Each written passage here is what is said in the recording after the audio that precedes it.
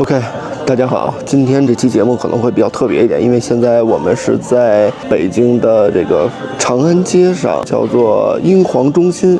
为什么到这儿来呢？因为 Nike 新的公司已经搬到这个楼里面了。今天来干什么？带大家看一些即将在今年2026年第3季度发售的新品，相信别的地方你们可能是看不到的。现在就跟着我的镜头一起来感受一下这些即将上市的 Nike 的新的篮球鞋吧。这个区域其实是今年夏天的主打，相信大家已经可以在专卖店中购买到了。没错，就是全新的 ST Charge。这里有一些即将在未来发售的新配色，有一些呢是已经上市的。首先我们第一个看到的这个就是 CC 肯尼安的这个 PE 配色，我相信也是目前发售的2个配色中最受欢迎的一个，因为它在鞋舌部分有 CC 的个人 logo， 整个这个配色也是非常讨喜的，用到了一个淡蓝色加红色的一个组合。第二个叫做 Neo Pink， 是一个粉色的，我相信粉色球鞋这2年肯定是在市面上非常受欢迎的一个选择了。整个用到了一个比较鲜艳的粉色加淡粉色的一个组合，可能也是比较适合夏天去穿的这么一个选择。第3个可能是这组里我最喜欢的一个了，一样也是有 CC 的 logo。这个配色，屏幕前的朋友们知道是什么灵感吗？我觉得真是一眼爱，有一点 ACG 的效果，就用这个蓝色、橘色加上这种有一点点米色的，加上泼墨效果的这个中底，太帅了。同样也有 CC 的一些元素在鞋身上。这就是大中国区首发的一个配色了。今天也会给大家做一个特别的开箱，也是今年夏天主打的一个 ST Charge 的配色。第5个也是这个 CC 的一个配色 Sunrise Glow， 同样也有它的专属 logo。我真是没想到有这么多 CC 的配色会同时放在今天的这个会上，也希望他们一个接一个的来到我们的身边，在 CC1也就是签名鞋到来之前，也可以让大家有一些过度的期待。这个黑色的一个处理这就是很户外了，我觉得整个的涂装就很户外的一个感觉，加上一些白色的泼墨的效果。最后一个配色 Blue Flame 很有这个90年代的跑鞋的这种风格，加入了一些蓝色的火焰的涂装，还是挺帅的。相信如果换成一个红色也会不错的效果。下来就是球员的签名鞋系列了，这双相信也是大家在第3季度最期待的一个签名鞋了。没错 ，Jeff 莫兰特的第4双签名球鞋，我这是第一次拿在手上，整个它鞋面也是最近比较流行的这种磨压的一个效果，这种立体感还是非常不错的，而且做了一个这种幻彩的 A 和 J 的一个 Nike Swoosh 的涂装。Swoosh 上大家可以看到还有这种类似于闪电的一个效果。哇，这双鞋真的实物还是挺漂亮的，我觉得比之前看到的那些图片的效果都要好。中底有一个它 logo 的 TPU 的支撑，然后这些绿色的外底上也印了它的这个球衣号码，不知道未来会不会出现在 Nike 百佑者选项中。这个配色还是非常不错的。另外一个版本大家也可以期待一下。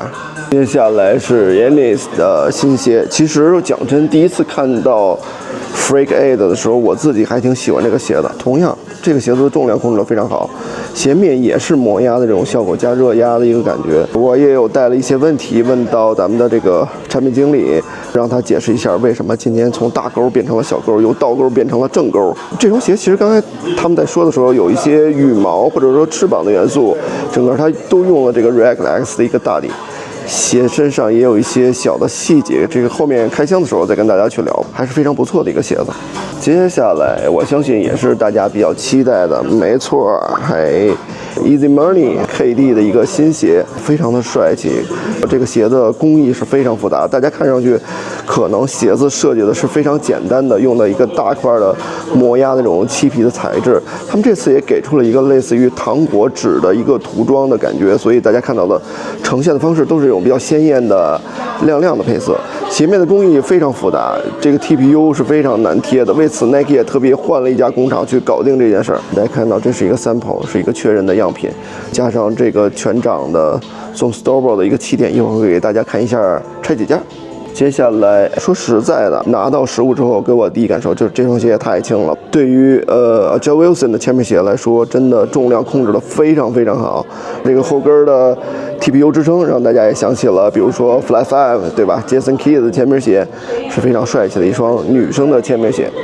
接下来这个呢，之前咱们也带着大家去看过了 Sabrina， 我觉得 Sabrina 的签名鞋还是一如既往的稳，正如他自己说的一样，他不希望在每双鞋上的改动特别大，只要满足他球场上的一些舒适性、保护性以及相关的性能方面的诉求就好。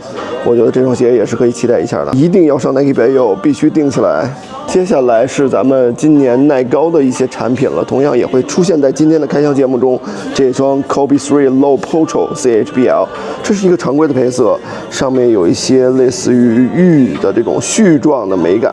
我觉得这个设计灵感也是非常有意思，源于咱们08年奥运会的金镶玉的那个金牌，后跟用到了一个金色的 Nike Swoosh。这双呢应该是会给到冠军球队的特殊的版本，鞋面也用到类似于 Warning Label 的一个设置，非常的漂亮。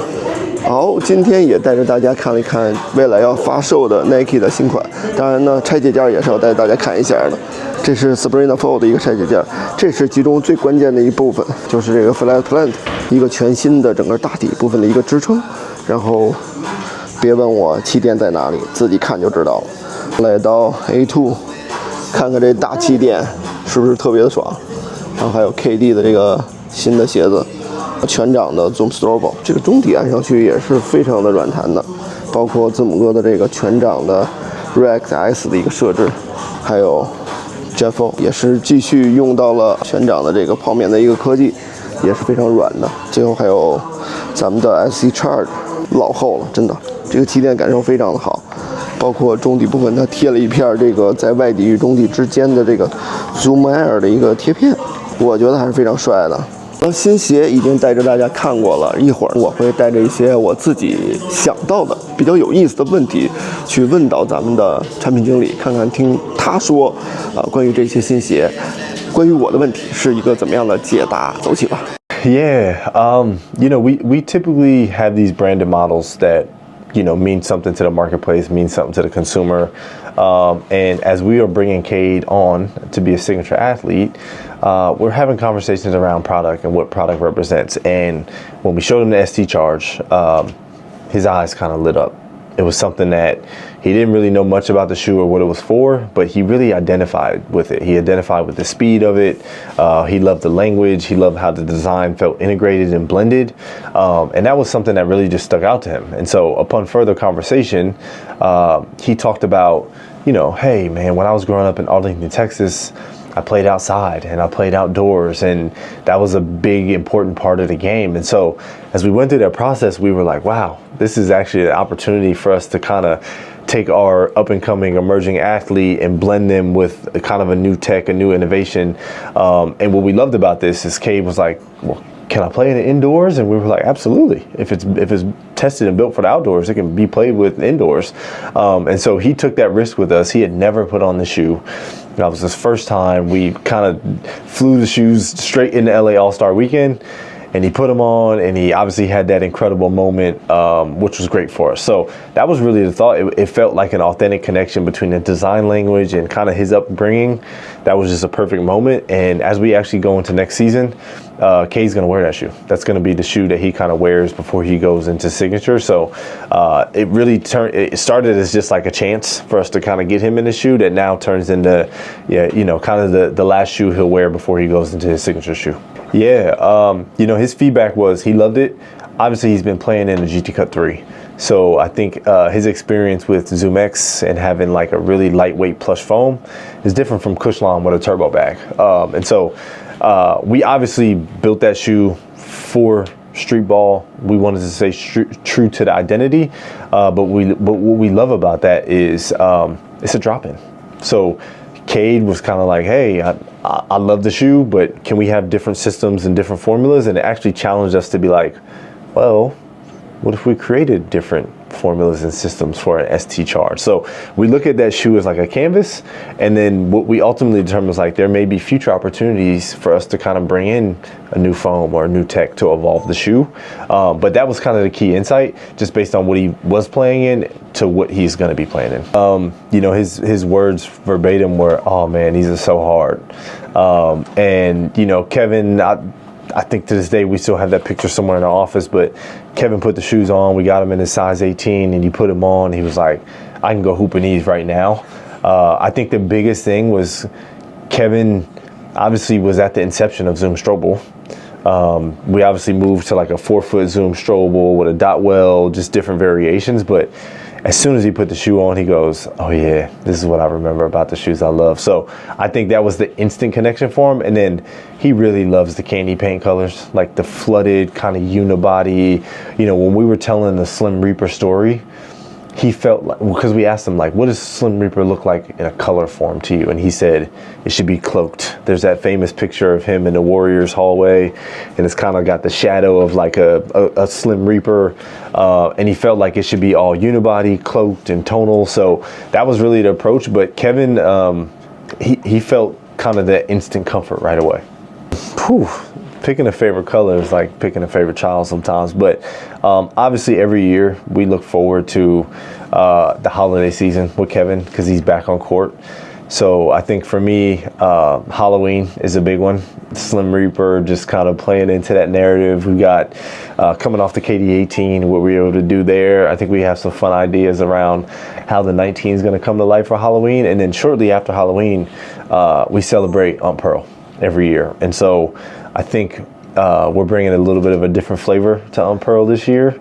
And then without spoiling too much, we will have a prominent collaboration with one of KD's closest friends on the shoe as well that we're excited to bring to life. So KD, much like always, his colorways are kind of like the thing that he focuses in on, and I think we are in for some fun kind of designs. Obviously, the first season is really about like candy paint, but as you start to flow throughout the journey, you'll see some different executions as well. Yeah, you know, our team, we look at identities, and we often determine like when is it time to kind of reinvent or try something new.